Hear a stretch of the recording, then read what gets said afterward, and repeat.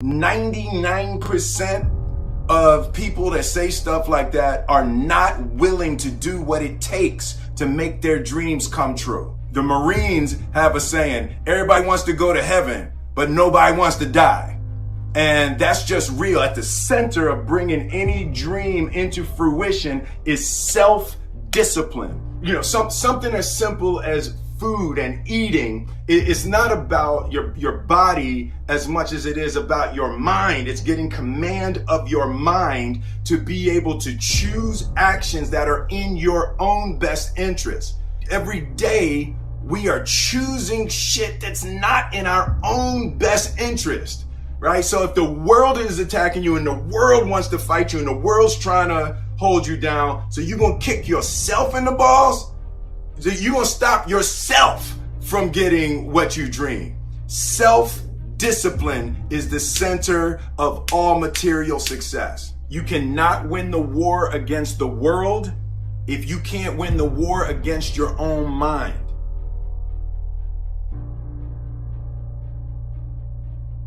I believe that self-discipline is the definition of self-love.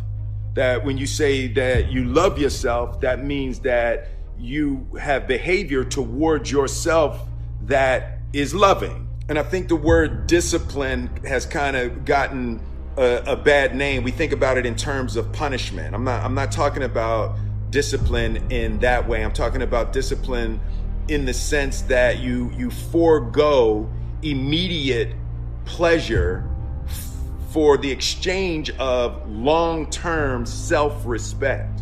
Self-discipline is self-love. If you want to be happy, you have to love yourself, which means you have to discipline your behavior. The road to sustained happiness is through disciplining your behavior.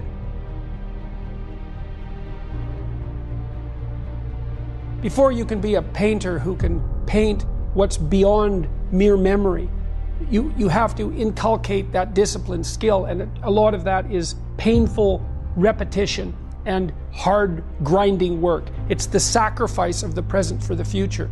But once you manage that, then things open up. And while you're learning those rules, the probability that you have any creative freedom to speak of or any facility with the rules is very low. You're a rank beginner, and there are places to encourage people to develop the discipline that's necessary to see beyond the discipline. I mean, that's why we have disciplines, right? I mean, the words aren't there by accident. You have to narrow yourself first, and then you can broaden outward. And so that's part of the process of maturation. That's part of the sacrifice of childhood. When you're a teenager and a young adult, you have to sacrifice everything you could have been as a child to be the one thing that you're aiming at. But then that opens up, and the universities are part and parcel of that process. And you need the guidance because the library is too large to wander through it unaided.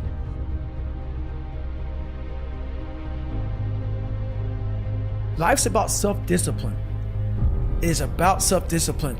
We tend to do the things that are easy. And that is it builds no mental toughness, it builds no mental hardening, it builds nothing. When you working out is where you can build that the fastest. Because it's a constant, it gives you instant feedback. You may not lose the weight you want to real fast, but the discipline it takes, it transfers over to all aspects of your life. This is the foundation of life. How do you cure yourself from a lack of discipline? Well, the answer is simple and it's straightforward. Care more than normal and more than necessary about your results. That's it. Learn to care. Start developing inside of you this adamant feeling, this desire to care more than normal and more than necessary about the results that you want. You see, most people don't cross the finish line with their goals and their dreams, not because they don't have the ability or the resources or the relationships. More often than not, it's because at some point they allow themselves not to care more than normal and more than necessary. Discipline is nothing more than demonstrating your decision on a daily basis. Unless you are some exception, being born in the age that you have been born, if you're under 30, yea, even under 40, you probably lack discipline. Because you have never been able to work. You have never had need to work for your food, and your fathers never made you work so hard that your bones cried.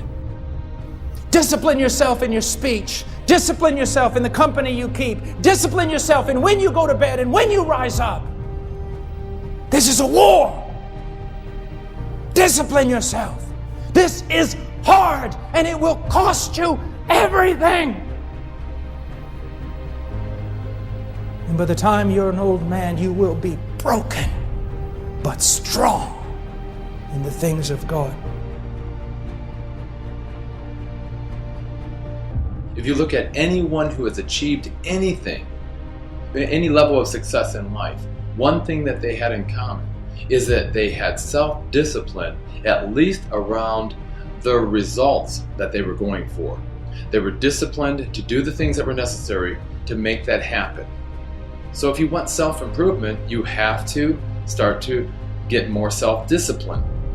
When we're talking about self-discipline, that starts with self-love, is to begin scheduling your entire day. That means entire day. From the moment you wake up to when you're sleeping at night, have it scheduled out. Because if you have a schedule, you're more apt to do the things that are on that schedule. Look at yourself as a disciplined person.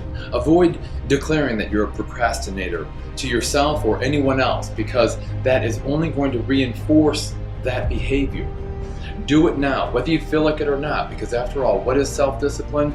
It's doing the things that are right, whether you feel like it or not. Doing those right things that will produce you the results again, or at least get you closer to those results that you're looking for.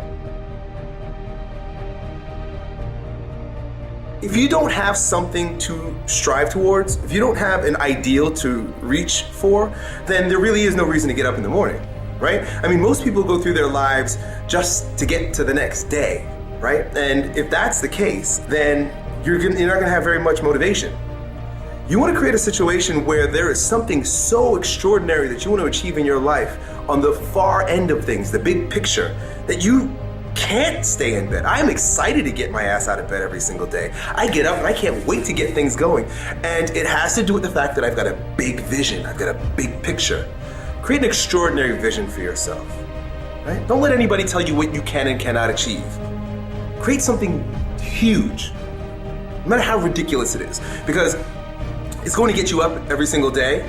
And when you get up, you're now going to start practicing the strengthening of your willpower. Just build the willpower. Build the character associated with doing one freaking thing, and get your ass out of bed no matter what it takes. Even if you're sick and you got snots dripping down your chin, get your ass up, but make that a habit every single day. Begin with that. Why are you getting up? And then build the willpower associated with getting up every single day. Everything else don't matter.